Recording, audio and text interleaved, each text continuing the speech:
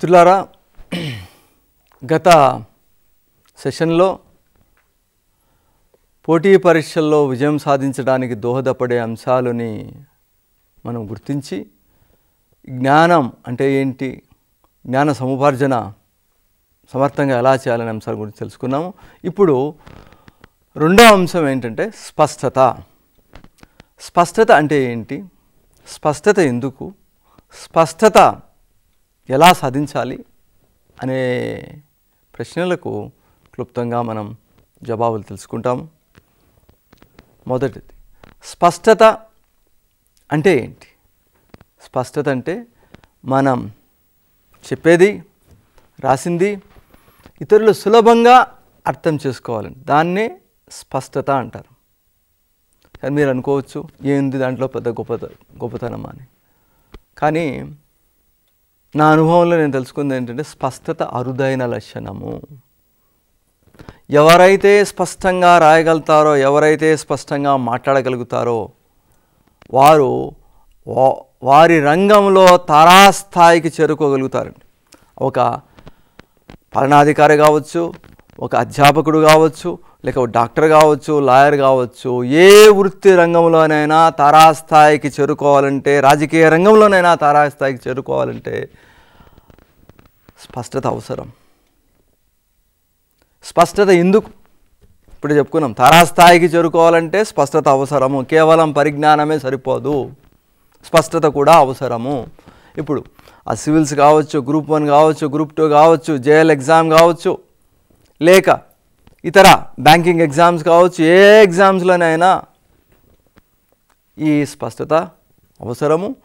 ఏ ఎగ్జామ్లోనే కాదు, ఏ రంగంలోనైనా కూడా రాణించాలంటే స్పష్టత అవసరము. ఇది దీని యొక్క ప్రాముఖ్యత. తర్వాత, ఈ స్పష్టత ఎలా వస్తుంది? స్పష్టత విశ్లేషణ వల్ల వస్తుంది, నిర్వచనం వల్ల, నిరూపణ వల్ల, ఉదాహరణ వల్ల, పొంతన వల్ల స్పష్టత వస్తుందండి. విశ్లేషణ అంటే ఏంటి? ఒక అంశం మీద సంబంధిత ప్రశ్నలను క్రమబద్ధంగా వేసుకోవటాన్ని విశ్లేషణ అంటారు. ఉదాహరణకు ద్రవ్యోల్బణం భారతదేశంలో ప్రజలను విపరీతంగా బాధిస్తుంది. ఇది తీవ్రమైన సమస్య. సో భారతదేశంలో ద్రవ్యోల్బణము అనే అంశం మీద వ్యాస రచన చేయాలంటే సంబంధిత ప్రశ్నలను క్రమబద్ధంగా వేసుకోవాలి. మొదటి ప్రశ్న ఏంటంటే, ఈ ద్రవ్యోల్బణ నేపథ్యం ఏంటి? నేపథ్యం అంటే ఎందుకు చర్చానీయాంశం ఎలా అయిందంటే, విపరీతంగా ధరలు పెరిగాయి, ధరలు చుక్కలు అంటున్నాయి. చాలామంది మధ్యతరగతి పేద ప్రజలకు ఈ ధరల వల్ల చాలా సమస్యలతో సతమతమవుతున్నారు. అది నేపథ్యం అండి. తర్వాత రెండవ ప్రశ్న ఏంటి, ద్రవ్యోల్బణం అంటే ఏంటి? తర్వాత ఈ ద్రవ్యోల్బణ పరిణామాలేంటి, ద్రవ్యోల్బణ కారణాలేంటి, ద్రవ్యోల్బణ నియంత్రణ చర్యలు ఏం తీసుకున్నారు, ఇంకా ఏం తీసుకోవాలి? దీన్ని విశ్లేషణ అంటారండి. మనం ఏదైనా ఒక అంశం మీద మాట్లాడేటప్పుడు, రాసేటప్పుడు విశ్లేషణ ప్రక్రియ అవసరము. ఇక రెండవది నిర్వచనం. నిర్వచనం ఎందుకు అవసరం అంటే, నిర్వచనం ఇవ్వకుండా మన పదప్రయోగాలు చేసినప్పుడు శ్రోతలు ఆ పదాలకు వారి అర్థాలు తీసుకుని ఇతర విధాలుగా అర్థం చేసుకుంటే ప్రమాదం ఉంది. కావున మనం ఒక పదం వాడినప్పుడు ఆ పదాన్ని ఏ దృష్టితో వాడుతున్నాం, ఏ అర్థంతో వాడుతున్నామని స్పష్టం చేయాలి, నిర్వచనం ఇవ్వాలి. నిర్వచనం ఎందుకు అవసరం అంటే, ఒకే పదానికి పలు అర్థాలు ఉంటాయండి, సందర్భోచితంగా అర్థాలు ఉంటాయి. ఉదాహరణకు కల్చర్, సంస్కృతి. కల్చర్ అనే పదానికి సోషాలజీలో నిర్వచనము, విస్తృతమైన నిర్వచనం ఉంది. అంటే entire social heritage is culture. Entire అంటే మన వారసత్వం అంతా సంస్కృతే. ఈ వారసత్వం అనేది భౌతిక వారసత్వం ఉంటుంది, ఇక అభౌతిక వారసత్వం, material culture, non material culture. Material culture అంటే భౌతిక సంస్కృతి, నాన్ మెటీరియల్ అంటే అభౌతిక సంస్కృతి. అంటే అభౌతిక సంస్కృతి అంటే మన విలువలు, మన నమ్మకాలు, వీటిని నాన్ మెటీరియల్ అంటారు. అంటే మతం, విశ్వాసాలు ఇవన్నీ కూడా నాన్ మెటీరియల్. మన మూఢ నమ్మకాలు కూడా దీంట్లో వస్తాయన్నమాట. ఇక తర్వాత భౌతిక అంటే మెటీరియల్ కల్చర్ అంటే ఏంటంటే మనం వాడే వస్తువులు, వస్త్రాలు, ఇక మన ఫర్నిచరు, మన ఈ టీవీలు ఇవన్నీ కూడా భౌతిక సంస్కృతి అండి. సో ఈ సోషియాలజీలో కల్చర్ అనే పదానికి ఇది అర్థం అండి. అదే జనరల్ స్టడీస్లో మన గ్రూప్ 1 కావచ్చు, సివిల్ సర్వీస్ కావచ్చు, వీటిల్లో కల్చర్ అంటే ఫైన్ ఆర్ట్స్ అంటే ఈ కళలు, రైట్? ఈ కళ నృత్యము, శిల్పకళ, వాస్తుకళ, సంగీతము, వీటిని సంస్కృతిగా చెప్పుకుంటారండి. లలిత కళలు అంటామే, అది సంస్కృతి అన్నమాట. ఇక ఈ మామూలుగా మాట్లాడేటప్పుడు is cultured is not cultured అంటే అక్కడ కల్చర్డ్ నాన్ కల్చర్డ్ అంటే ఏంటంటే మన తెలుగులో సంస్కారం ఉన్న వాళ్ళని కల్చర్డ్ అంటాము, సంస్కారం లేని వాళ్ళని సంస్కారం లేదంటాము. ఆ పదానికి అది అర్థం అండి అక్కడ. అలానే అగ్రికల్చర్ అంటే అక్కడ కల్చర్ అంటే ఏంటి? రేరింగ్ ప్లాంట్స్ అండ్ అనిమల్స్, జంతువులను, వృక్షాలను పెంచడాన్ని అక్కడ కల్చర్. సో ఇలా ఒకే పదానికి పలు సందర్భాల్లో పలు అర్థాలు ఉంటాయి. కావున ఈ పదం వాడినప్పుడు ఆ పదానికి అర్థం ఏంటో చెప్పాలి, నిర్వచనం ఏంటో చెప్పాలి. ఆ నిర్వచనం చెప్పకపోతే వాళ్ళు విపరీత అర్థాలు తీస్తుంటారండి. అందుకనే చట్టాలు చేసేటప్పుడు మన చట్టంలో మొదట లక్ష్యాలు ఉంటాయి, తర్వాత ఈ నిర్వచనాలు ఉంటాయి. ఈ చట్టంలో ఈ పదానికి ఇది అర్థము అని చెప్తారనమాట. లేకపోతే రకరకాల అర్థాలు తీయచ్చు. ఇప్పుడు ఉదాహరణకు గృహహింస అంటే ఏంటి? గృహహింస నిర్వచించలేదనుకోండి, ఎవరు ఇష్టం వచ్చినట్టు వాళ్ళు అర్థం తీస్తారనమాట. గృహహింస అనేది నిర్వచనం చేశారనమాట. అందువల్ల ఈ నిర్వచనం అనేది చాలా కీలకం. అలానే ద్రవ్యోల్బణం అన్న దానికి కూడా నిర్వచనం అవసరం. నిర్వచనం లేదనుకోండి, అప్పుడు మేము 1 రోజు 2 రోజులు ధర పెరిగితే ద్రవ్యోల్బణం అనుకుంటే ప్రమాదం ఉంది.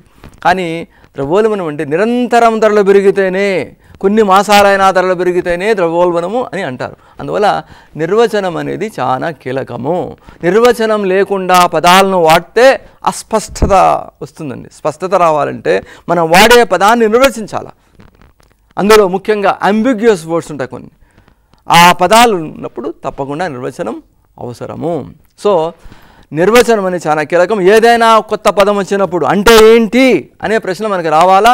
అంటే ఏంటి అనే ప్రశ్న వచ్చినప్పుడు ఆ ప్రశ్నానికి అర్థం నిఘంటువులో చూసి తెలుసుకోవాలి, సరైన అర్థం తెలుసుకోవాలి. లేకపోతే రకరకాల అర్థం మనం అనుకుంటాం, అది అర్థం కాకపోవచ్చు. ఆ అర్థం మనం అనుకుంటాం కాబట్టి నిర్వచనం తెలుసుకోవడం అవసరము. తర్వాత మూడవ అంశం ఏంటంటే ఇది నిరూపణ అన్నాం. నిరూపణ కూడా చాలా కీలకం. చాలామంది వాక్యాలు చేస్తారు కానీ ఆ వాక్యం ఎలా కరెక్టో తెలియజేయరు. ఉదాహరణకు ఈ చమురు ధరలు పెరిగాయి, చమురు ధరలు పెరిగితే ధరలు పెరుగుతాయంటారు. చమురు ధరలు పెరిగితే ధరలు ఎలా పెరుగుతాయో, ఎలా అనే దానికి ప్రశ్నకు జవాబు ఉండదు. అంటే వ్యాఖ్యలు చేస్తారు కానీ వ్యాఖ్యలు ఎలా కరెక్టుని తెలియజేయరు. ఎలా కరెక్ట్ అనే ప్రశ్నకు జవాబునే నిరూపణ అంటారు. అంటే వాక్యంతో కూడా ఒక కారణం తెలియజేయాలి. వాక్యము ప్లస్ కారణము ఈజ్ నిరూపణ. ఉదాహరణకు డీజిల్ ధర పెరిగినప్పుడు ధరలు పెరుగుతాయి. ఎలా? డీజిల్ ధర పెరిగితే రవాణా ఖర్చు పెరిగి రవాణా చేయబడిన ప్రతి వస్తువు ధర పెరుగుతుంది. తర్వాత ఈ నిత్య జీవితంలో అవసరమయ్యే వస్తువుల ధరలు కూడా పెరుగుతూ ఉంటాయండి.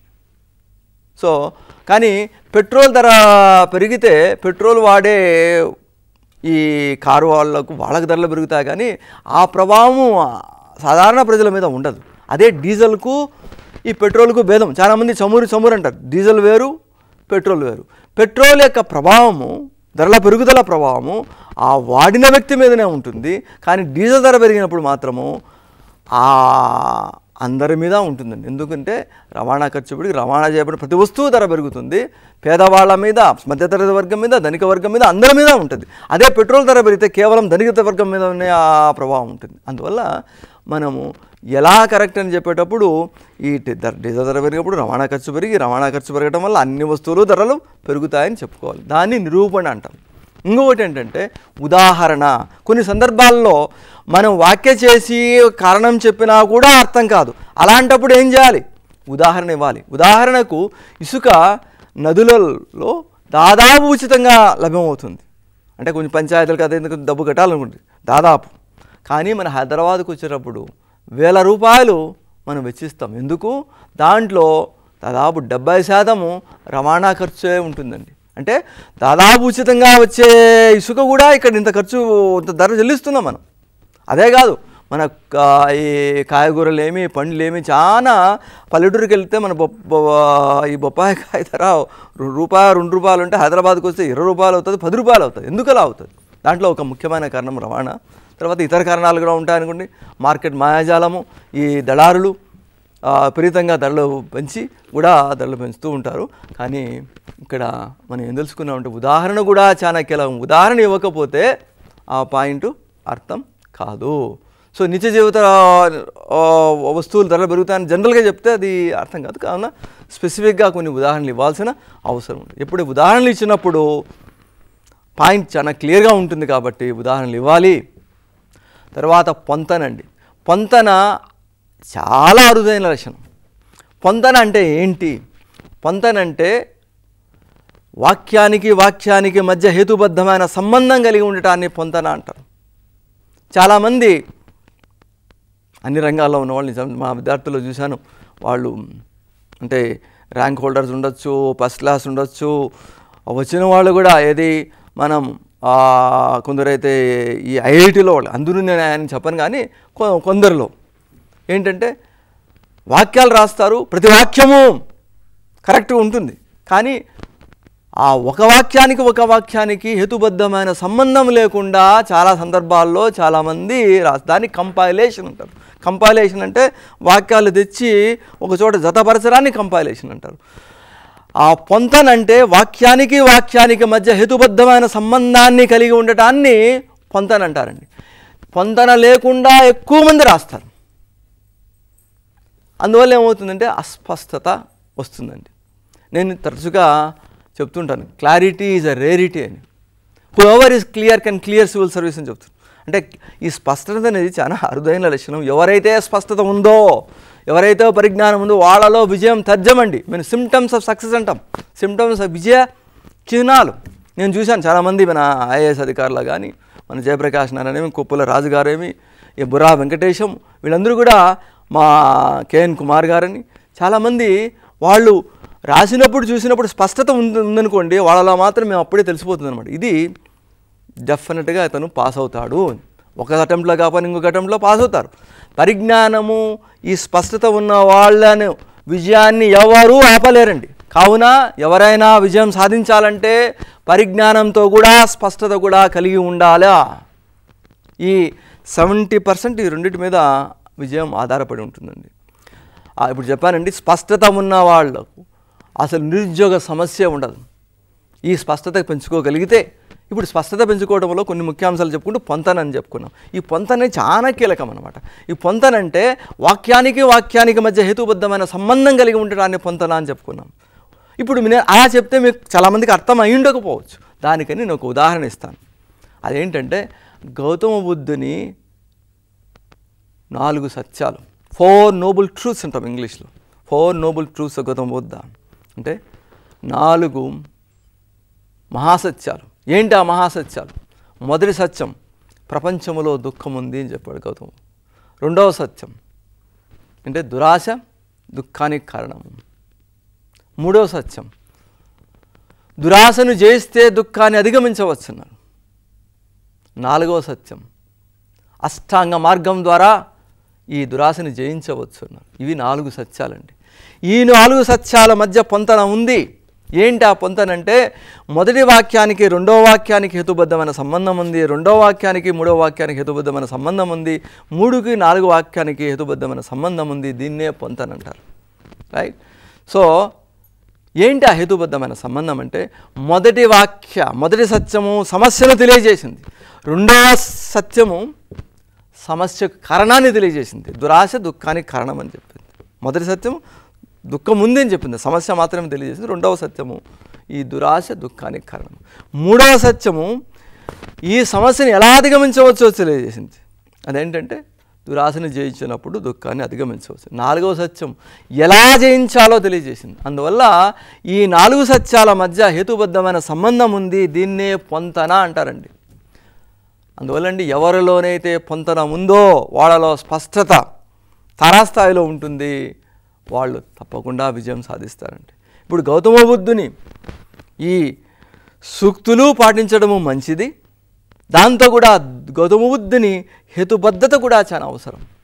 ఎవరైతే మన బుద్ధ భగవానుడిలా చెప్పినట్టు చాలామంది desire is the cause of ఆశ దుఃఖానికి కారణం. గౌతమ బుద్ధుడు ఆశ దుఃఖానికి కారణం చెప్పలేదు, దురాశ దుఃఖానికి కారణం. ఆశ లేకుండా మనిషి జీవించలేడు. చాలా ట్రాన్స్లేషన్లో ఆశ దుఃఖానికి, ఆశ లేకుండా మనిషి ఎలా ఉంటాడు, మనిషి ఉండలేడు. కానీ ఆయన చెప్పింది ఏంటంటే తృష్ణ. ప్రాకృత భాషలో తృష్ణ అని చెప్పారు. తృష్ణ అంటే దురాశ అని. సో దురాశ మాత్రమే దుఃఖానికి కారణం అన్నారు, ఆశ దుఃఖానికి కారణం అనలేదు. సో మనం కూడా అలాంటి పొంతన కలిగి ఉండాలంటే గౌతమ బుద్ధునిలాగా హేతుబద్ధంగా ఆలోచించగలగాలి. ఎవరైతే హేతుబద్ధంగా ఆలోచించగలుగుతారో వాళ్ళ తప్పకుండా పొంతన ఉంటుంది. ఆ పొంతనతో స్పష్టత వస్తుంది. ఆ స్పష్టతతో విజయం సాధించవచ్చు. ఈ పోటీ పరీక్షలో కాదు కానీ ఏ రంగంలోనైనా విజయం సాధించు. ఏ ప్రొఫెషనల్ రంగంలోనైనా, అది ఒక అధికారిగా, అధ్యాపకుడైనా, లేక లాయర్ అయినా, డాక్టర్ అయినా, ఒక ఈ మీడియా టెక్నీషియన్స్ అయినా, లేక ఏ రంగంలోనైనా రాణించడానికి సాధ్యమవుతుంది. ఇక తర్వాత అండి, ఇది మనం 2వ అంశం గురించి ఇలా తెలుసుకున్నాము. స్పష్టత అంటే ఏంటి, స్పష్టత ఎలా పొందాలో తెలుసుకున్నాము. ఇక 3వ అంశం ఏంటంటే భావ వ్యక్తీకరణ అన్నాం. భావ వ్యక్తీకరణ కూడా అవసరం. మంచి భావ వ్యక్తీకరణ. మంచి భావ వ్యక్తీకరణ ఎందుకంటే ఈ ఒకటి పరిజ్ఞానము, స్పష్టత వల్ల అర్థమవుతుంది. ఈ అర్థంతో కూడా శబ్దం కలిసినప్పుడు ఇంకా ఆనందంగా ఉంటుందన్నమాట. రైట్. చెప్పిన ఆ వాక్యాలలో పసతో కూడా ప్రాస, పస ప్రాస అంటాం. పస అంటే మ్యాటర్ ఉండాలి, పాయింట్లు ఉండాలి, స్పష్టత ఉండాలి. దాంతో కూడా ప్రాస. ప్రాస అంటే rhythm. The sense and sound should be judiciously combined. అర్థము శబ్దము సమపాళలో మిళితమై ఉండాలి. అప్పుడు ఇంకా ఆహ్లాదంగా ఉంటుంది, చదవడానికి ఆహ్లాదంగా ఉంటుంది. కేవలం ఊరికి ఒక పాయింట్ డ్రైగా ఉందనుకోండి, అప్పుడు అంత ఆసక్తిగా ఉండదు అనమాట. ఆసక్తి పొందించాలంటే ఈ అర్థంతో కూడా శబ్దం కూడా ఉండాలి. శబ్దం కావాలంటే రిథమ్, ఆ ప్రాసని చెప్పుకున్నాం కదా, అది ఉంటే ఇంకా బాగుంటుంది. అది ఎలా వస్తుంది, అది ఎలా వస్తుంది అంటే మంచి భాష అంటుంటాం. మంచి భావ వ్యక్తీకరణ అంటే మంచి భాష. ఆ మంచి భాష ఎలా వస్తుంది, మంచి భాష వింటూ ఉంటే, మంచి భాష చదువుతూ ఉంటే ఆటోమేటిక్గా మనలో కూడా మంచి భాష వస్తుందన్నమాట, క్లుప్తంగా చెప్పాలంటే. సో అలా మంచి భాష మనం పెంపొందించుకోవచ్చు. రైట్ అండి. సో మంచి భాష పెంచుతుంది. ఇప్పుడు చెప్పాను మనం వేమన నీతి శతకములో అర్థము శబ్దము సమపాళలో మిళితమైంది. ఆయన మహాసత్యాలన్నీ కూడా చాలా పామరులకు అర్థమయ్యేట్టుగా, అందరికి సగటు మనిషికి అర్థమయ్యేట్టుగా ఆ సత్యాలను ఇంపుగా చెప్పగలిగారండి. అలానే ఇంకా కొందరు కవులు, మనము ఈ పద్యాలను పాటలను ఇష్టపడతాం. ఎందుకు పాటలను ఇష్టపడతామంటే ఆ యొక్క ఈ ప్రాస కూడా ఉంటుంది కాబట్టి పాటలు ఇష్టపడతాము. ఇంగ్లీష్లో పొయిటిక్ ప్రోజ్ అంటాం. అంటే పొయిటిక్ ప్రోజ్ అంటే ఇది పద్యం లాంటి ఈ ప్రోజ్ అండి, పద్యంలాగా. పొయిటిక్ ప్రోజ్ పద్యం లాంటి గద్యం. దాంట్లో కూడా మనం రాసే వాక్యాల్లో అలా ఉంటే చదవాలనిపిస్తుంది, బాగా అనిపిస్తుంది. అందువల్ల అలాంటి భావ వ్యక్తీకరణ కూడా అవసరం అండి. ఇక 4వ అంశం అనుకున్నా అంటే మంచి చేతి రాత. మంచి చేతి రాత ఎందుకు అవసరం, మంచి చేతి రాత ఎందుకు అవసరం అంటే ఆ ఎగ్జామినర్ సులభంగా రాసింది అర్థం చేసుకోవాలండి.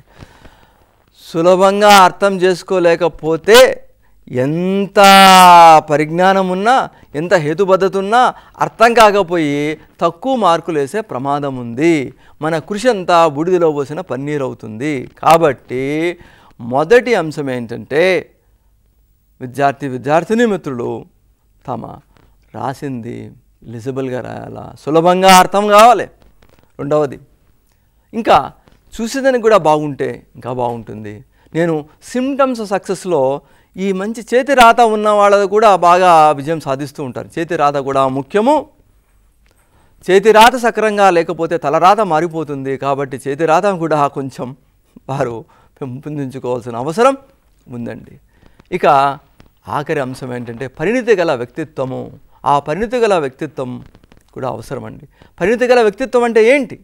ప్రవర్తనలో పరిణితి, అభిప్రాయాల్లో పరిణితి, దాన్ని పరిణితి గల వ్యక్తిత్వము అంటారు. ప్రవర్తనలో పరిణితి అంటే ఏంటి? ప్రవర్తనలో పరిణితి అంటే ఇతరుల మనసు నొప్పించకుండా వీలైతే మెప్పించేలాగా ప్రవర్తించడాన్ని పరిణితి గల ప్రవర్తన అంటారండి. మనం ఇతరులను మనసును కావాలని నొప్పించకపోవచ్చు, అనాలోచితంగా నొప్పించవచ్చు, మనం తిట్టకపోవచ్చు, కానీ మన హావభావాల వల్ల ఇతరుల మనసును నొప్పించవచ్చు. మనము కొన్ని జాగ్రత్తలు వహించాలండి. హావభావాలంటే ఇంగ్లీష్లో బాడీ లాంగ్వేజ్ అంటాం. బాడీ లాంగ్వేజ్ కూడా చాలా ముఖ్యం. ప్రవర్తనలో మనం దూషించాల్సిన పని లేదు. కొరకొర చూపులు చూస్తే ఎదుటి మనిషి మనసు నొప్పించు. కాబట్టి ఆ చూపుల్లో ప్రతి మన ముఖ కవళికలు చాలా కీలకమండి. ఇంగ్లీష్లో face is the index of mind అంటారు.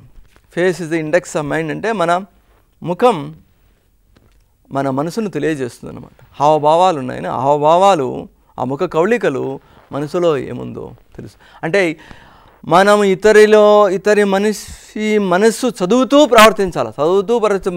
ప్రవర్తించడం అంటే మనసులో మెదిలే ప్రతి మాటను మనము తెలుసుకోలేము, కానీ తెలుసుకుంటే ప్రమాదం కూడా ఉందండి. ఎందుకంటే ప్రమాదం అంటే అప్పుడప్పుడు తిట్టుకుంటూ సహజ జీవనం చేస్తూ ఉంటారు, తిట్టుకుంటూ ఆఫీసుల్లో ఉంటారు. కాబట్టి ప్రతి మాట తెలిస్తే ప్రమాదం. కానీ మూడు తెలుసుకోవచ్చండి. మూడు తెలుసుకుంటే ఇది అనుకూలమా, ప్రతికూలమా, వ్యతిరేకమా అనేది తెలుసుకోవాలి. ఆ హావభావాలతో బాడీ లాంగ్వేజ్ కూడా చాలా ముఖ్యము. మన వినయ విధేయతలు అవసరము. పెద్ద చిన్న అంటాము.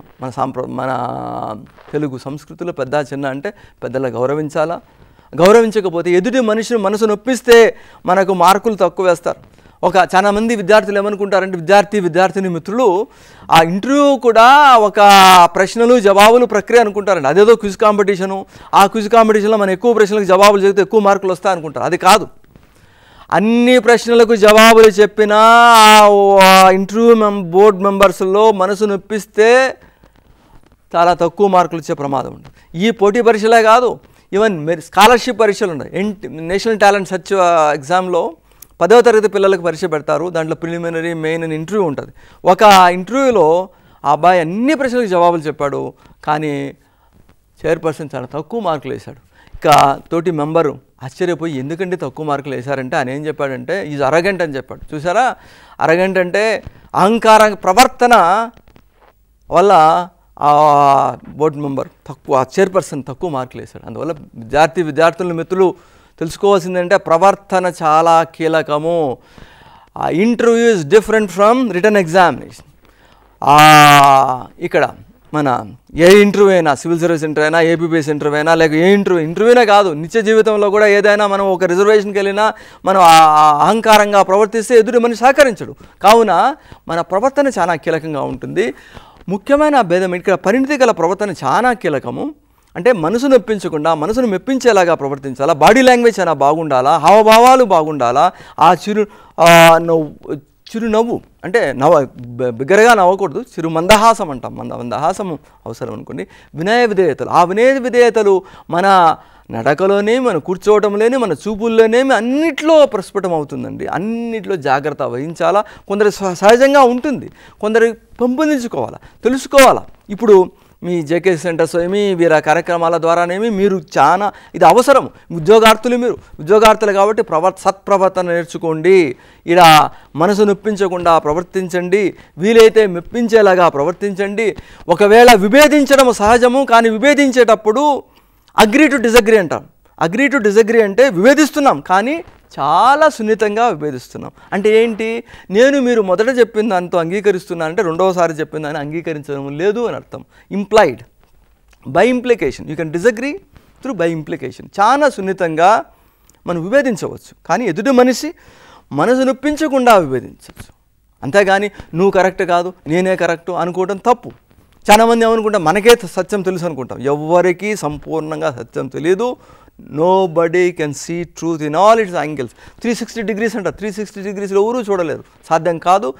అన్ని కోణాల సత్యాన్ని ఎవరూ చూడలేరు.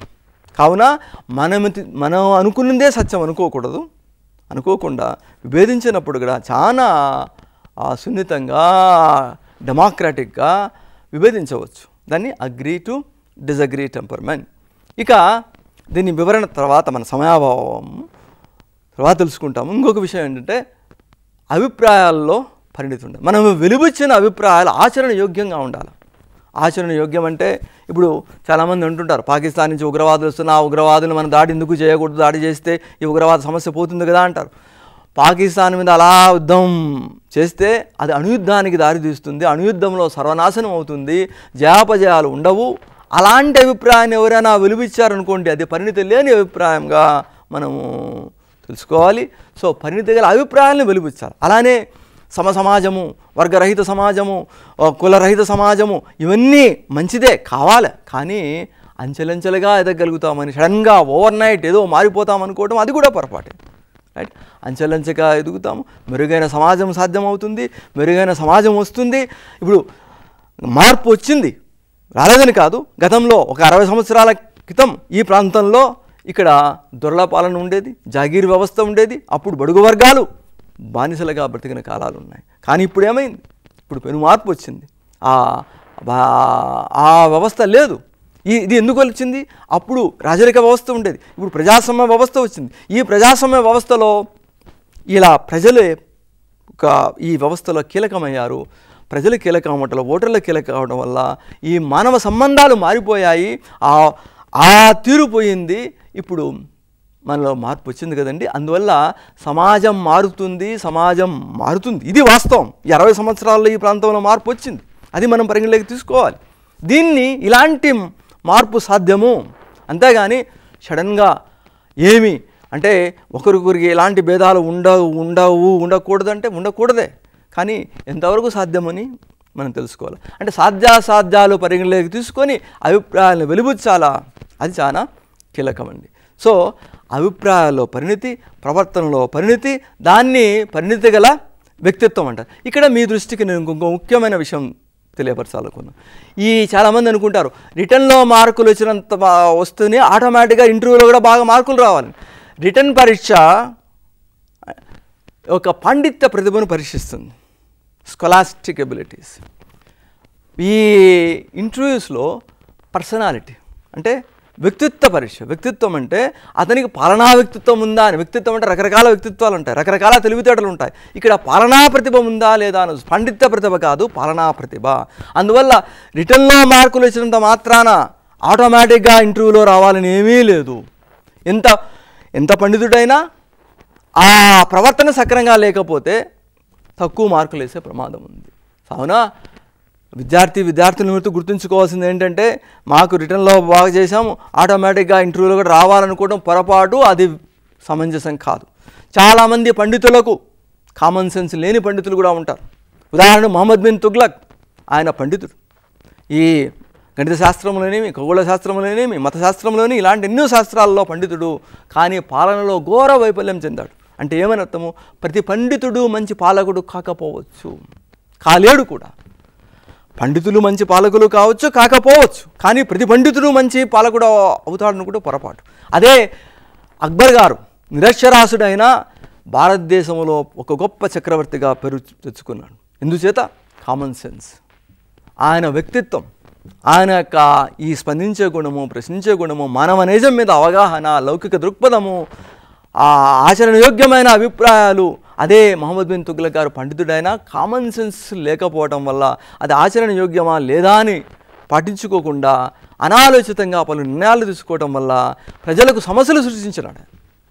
అంటే దీన్ని ఎలా దుర్వినియోగం అవుతుందో పరిగణలోకి తీసుకోకుండా నిర్ణయాలు తీసుకుని రాజధాని మార్పుడేమి, ఈ డబ్బు తోలు నాణాలు ప్రవేశించడమేమి, ఇలాంటి చర్యలు తీసుకొని ఆ జాగ్రత్తలు వహించకుండా చేయడం వల్ల పాలనలో ఘోర వైఫల్యం.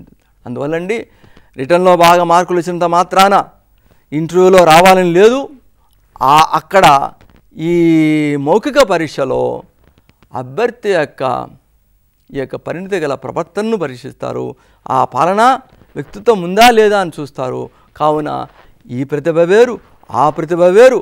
దానికి ప్రత్యేకంగా అభ్యర్థులు ఇప్పటి నుంచే కూడా ప్రిపేర్ కావాలి. ఎందుకు కావాలంటే చాలామంది ఉద్యోగాలకు వెళ్తున్నారు, మీరు వెళ్ళాలని, ఉద్యోగాలు పొందాలని శిక్షణ పొందుతున్నారు. కాబట్టి మీరు కేవలం పండిత్యమే కాదు, కేవలం పరిజ్ఞానమే కాదు, కేవలం హేతుబద్ధతే కాదు, మీ యొక్క ప్రవర్తన కూడా చాలా కీలకము. ప్రవర్తన లేకుండా మంచి ఉపాధి పొందలేరు, మంచి ఉద్యోగం తెచ్చుకోలేరు.